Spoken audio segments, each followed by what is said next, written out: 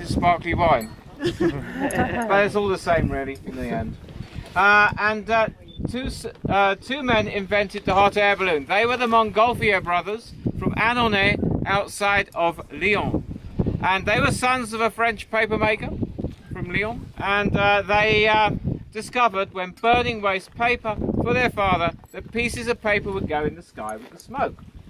They thought that was fantastic because if they filled bags with smoke, the bags would go into the air. So they thought then that if they had a big enough bag and there was a platform underneath it or a basket or something, that one day a man would be able to fly. Big problem though, no one had ever been up there. So they didn't know if you'd be able to survive the flight because you might not be able to breathe. So in the summer of 1783, they sent some animals up in the true tradition of human exploration. Animals went first. A sheep, a chicken and a duck. Sounds like the start of a joke, I know. But anyway, their thought was that as a sheep never left the ground, it would be a good gauge because it might not get very far and then it would die. And then a chicken, who does leave the ground occasionally, if you scare it enough, would probably last a bit longer, and the duck would come back alive. To their surprise, all of these animals came back alive, proving that there was enough air for everyone to breathe up there. And so with that great discovery, they were summoned by the king to do the first balloon flight out of Paris.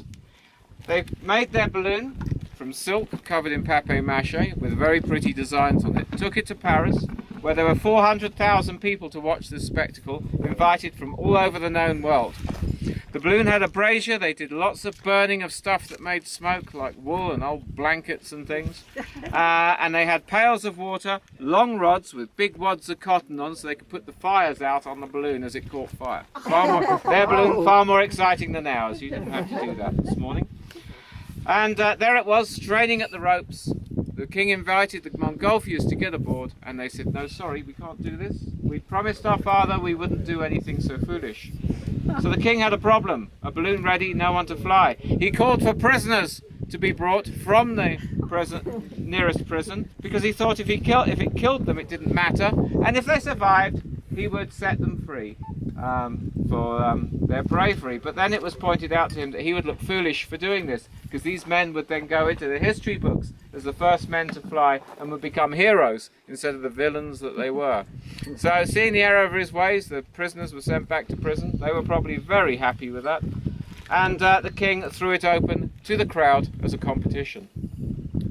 And eventually two noblemen, after a bit of deciding, stepped forward. Pilatre de Rosier, which is how we get the word pilot today in aviation, and many other things, and his good friend Marquis d'Arlanne stepped forward. They jumped into the balloon on November the 21st, 1783. The ropes were cut and they sailed off into history, coming down 25 minutes later in the farmlands outside of the city, where unlike us, who all had, I'm sure, smooth landings, they came down with quite a thump and a bump. They fell out. They saw their balloon go over the next set of trees into the next field, where it dragged through the field, setting the crops alight as they ran behind it.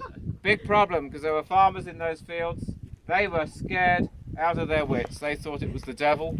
They had no idea what it was, never seen something like it before. It was burning all their crops. They banded together with pitchforks and scythes to kill this thing, and the men that were chasing it, shouting "No, stop."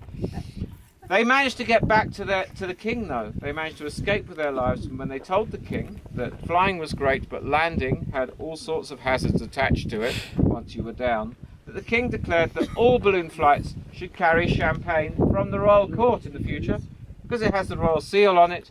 You could prove you were a good Frenchman, not a scary devil from the sky. And as we all know, after a couple of glasses of champagne, everybody's good mates.